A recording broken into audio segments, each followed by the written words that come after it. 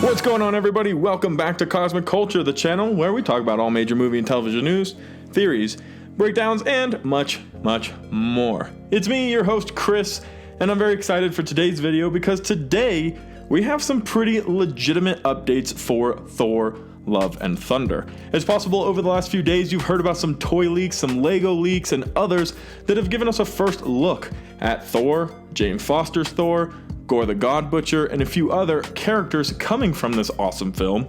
But today we have official leaked set photos that even further confirm a few of these ideas that we have learned from those toy leaks. So we're gonna go over all of that, talk a little bit about a trailer release date, and the overall general excitement for this fourth Thor movie. If you haven't already, consider subscribing to the channel and turning on that notification bell so you don't miss out on any of our daily uploads.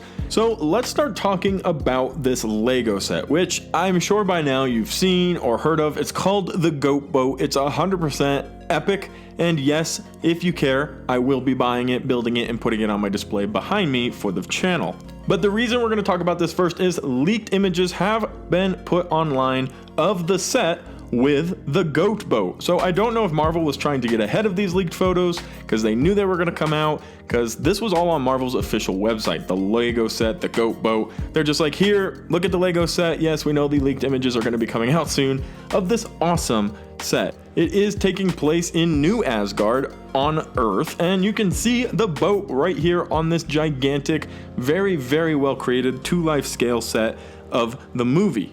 Now, my buddy over at the Cosmic Wonder, Warren, had noticed and pointed out to everybody that on the side of the Lego ship, it says Asgard Tours. And this is further confirmed for us by the big building that the boat is outside of that says Asgard Tours, and New Asgard underneath it.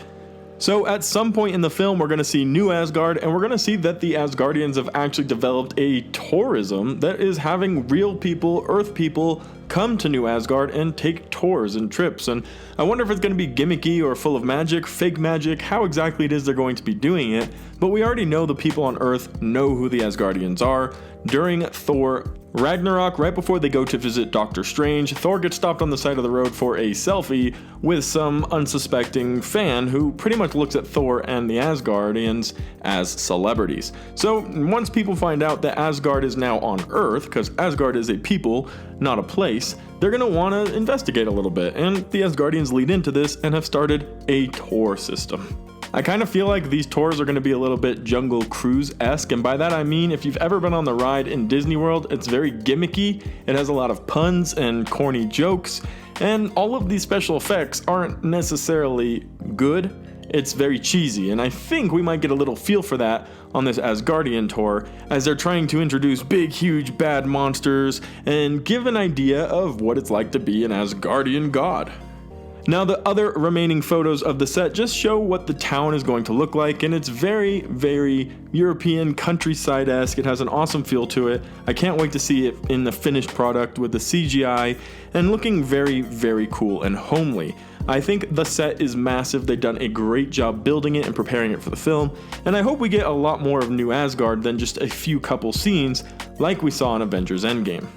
Okay, now we can talk about those toy leaks because we haven't yet on the channel, and they truly are amazing. First and foremost, we get a new look at Thor, what he's gonna look like when the movie finally does come out, and he has a completely redesigned, more comic book accurate looking suit. It's going to be all blue, and it's going to feature one of the original looks of Thor from the comics. So it's really good that we have an idea now of what changes are going to happen. You can see Fat Thor is gone. He's back to good old buff Chris Hemsworth, and we're even hearing and have seen images of Chris Hemsworth, and this is the most jacked and in shape he has ever been for the Thor role.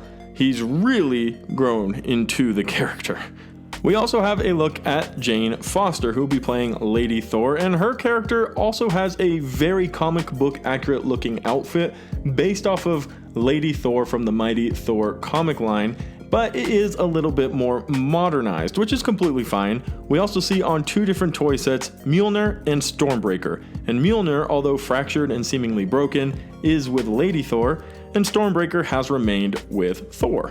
As far as first looks go, we also have our first peek at Korg, who everybody's very excited is returning. His character was awesome and hilarious in Thor Ragnarok, and he's really seemed to stick around with Thor and the Asgardians. We saw during the I'm fat slob phase of Bro Thor that Korg was there hanging out with him, providing emotional support and some down bro time while they were playing video games and chugging a few beers.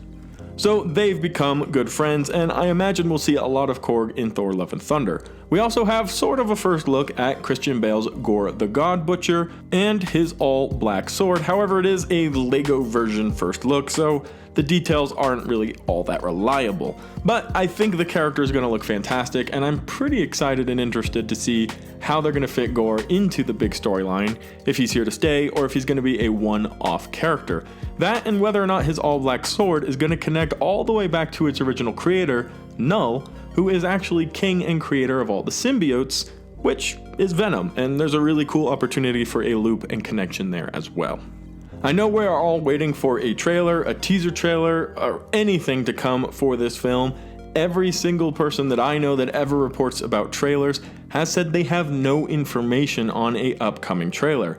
But we are about 5 months out, and the current pattern for Marvel has been 5 to 4 months before the movie starts to come out. We'll get a teaser trailer, and then in about 3 months before the movie comes out, we start to get the actual full-length trailers.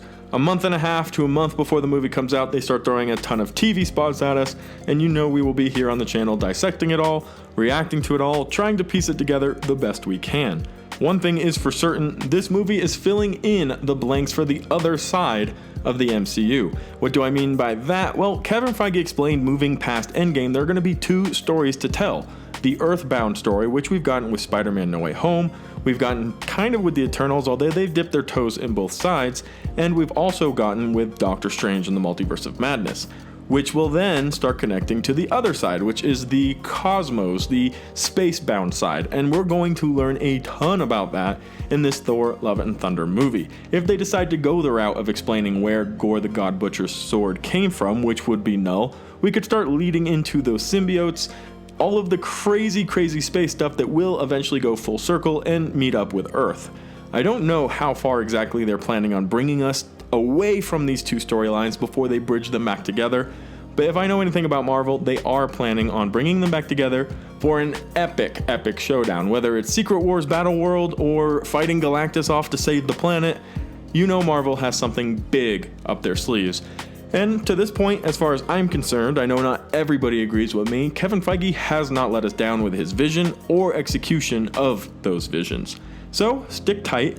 Multiverse of Madness is going to reveal a ton of new direction and start bridging some of these loose ends together. So will Thor Love and Thunder as we start getting more answers for the cosmic side, the gods, the space, and the craziness happening off of Earth. Let me know what you thought about these leaked set photos in the comment section down below, and these first looks at Thor, Lady Thor, Mjolnir, Stormbreaker, all the good stuff we chatted about in today's video. Also, thank you for watching to the very end. If you found it helpful, useful, or entertaining, consider subscribing if you haven't already, turning on that notification bell so you don't miss any of our daily videos that are happening right here on Cosmic Culture.